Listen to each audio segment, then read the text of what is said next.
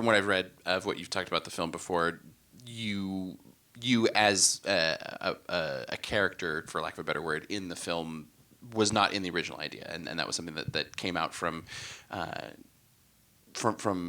different edits and realizing that your story tied in maybe more than you realized at the beginning.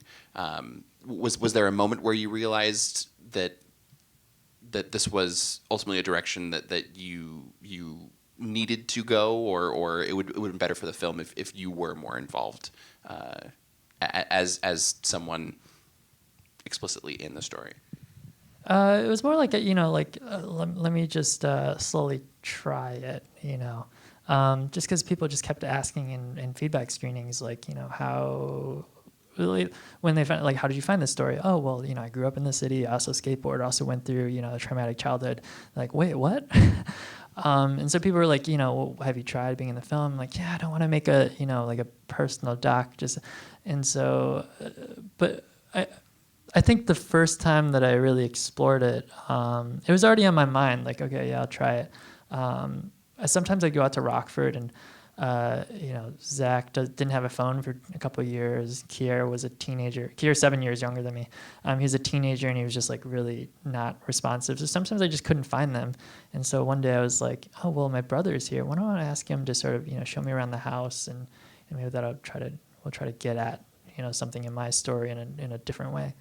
And the actual process of letting the audience know that you are you, and this is the perspective that it's coming from, is very artfully done in this, and I think the fact that it doesn't start with you with voiceover saying like, hi, I'm Bing, and this is my story, and these are my friends. Like, the fact that it comes a little later in, and you get to see Zach and Kier and get to know them first, and then you're introduced as sort of part of a whole, rather than like, hi, I'm the filmmaker, I'm here to tell you my story. I think that works better, and it seems like there are probably many different versions of getting to that point in the film.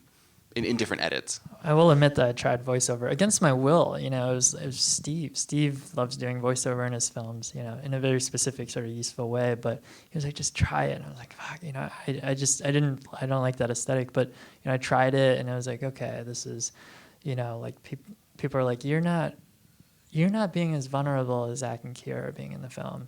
I was like, okay, how do you do that in voiceover? I wrote questions down and had someone else interview me, and I was like, okay, it sounds a little bit more vulnerable, but just still like taste-wise, it didn't sit well with me. And then when I went into, when I decided to go interview my mom, I was like, at that point I was like, well, what is vulnerability? Vulnerability is about, control. How do you give, it's about you as a filmmaker having total control. How do you give up control? I just hired a camera person to try to get to capture moments where hopefully I would just not have control.